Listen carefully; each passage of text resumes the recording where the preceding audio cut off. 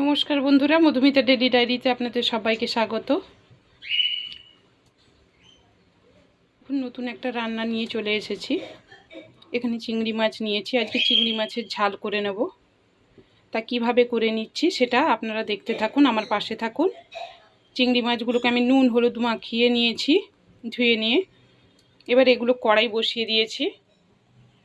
কড়াইটা গরম হয়ে যাচ্ছে। এবার আমি তেল দিয়ে দেবো, সরষের তেল। এই দেখুন, আমি সরষে তেল ব্যবহার করছি। সরষে তেল দিয়ে দিলাম। কড়াই গরম হয়ে গেছে।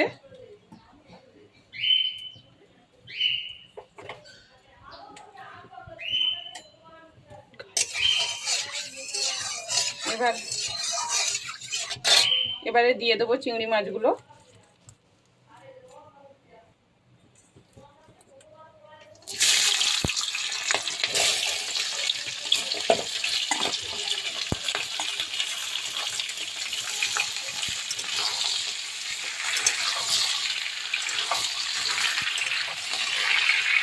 চিংড়ি মাছগুলো লাল লাল করে ভেজে নেব। এই দেখুন, চিংড়ি মাছগুলো লাল হয়ে ভাজা হয়ে এসছে। দেখুন চিংড়ি মাছটা থেকে কতটা জল বেরিয়ে গেছে। আমি জলটা মেরে নেব। চিংড়ি মাছগুলো ভাজা হয়ে গেছে, এবার আমি নামিয়ে নেব। কড়াইটা গরম হয়ে গেছে। এবার আমি সরষে তেল দিয়ে দেবো পরিমাণ মতো।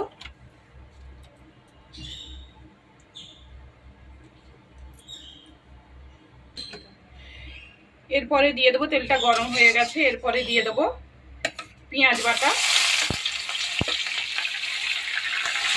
দিয়ে দেবো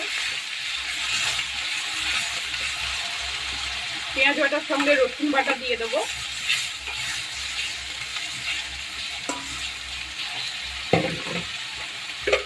দিয়ে দেবো পরিমাণ মতন লবণ,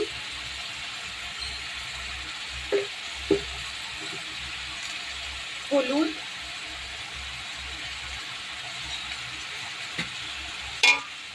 দিয়ে কষিয়ে নেব।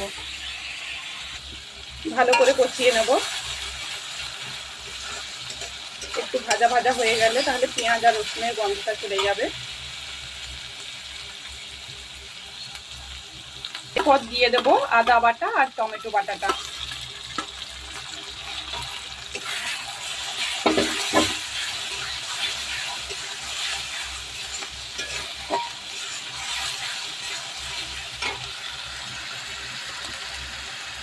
এরপরে দিয়ে দেব লঙ্কা গুঁড়ি, পরিমাণ মতো দেব।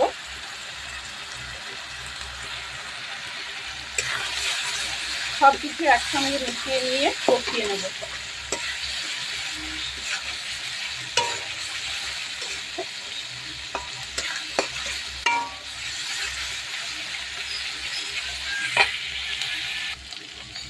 এরপরে দিয়ে দেবো আমি পরিমাণ মতন চিনি। একটু স্বাদ আসার জন্য অল্প একটু চিনি দিলাম।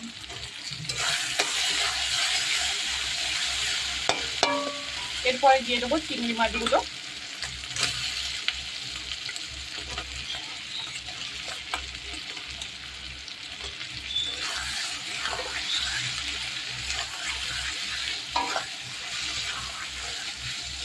চিংড়ি মাছগুলো দিয়েও কষিয়ে নেব ভালো করে। এবার আমি দিয়ে দেবো জল।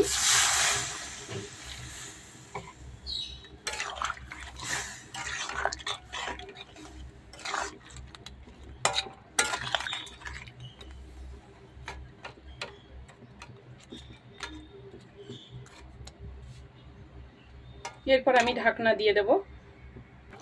এই দেখুন ঝোলটা ফুটছে। আমার রেসিপিটা কেমন লাগলো আপনারা প্লিজ কমেন্ট করে আমাকে জানাবেন। আর ভিডিওটা ভালো লেগে থাকলে লাইক, শেয়ার অ্যান্ড সাবস্ক্রাইব করে দেবেন। পাশে থাকা বেল আইকনটা অন করে দেবেন।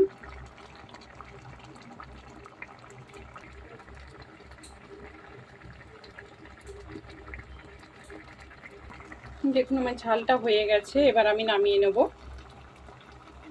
আমার রেসিপিটা কেমন লাগলো আপনারা জানাবেন। আমার পাশে থাকার জন্য অসংখ্য ধন্যবাদ।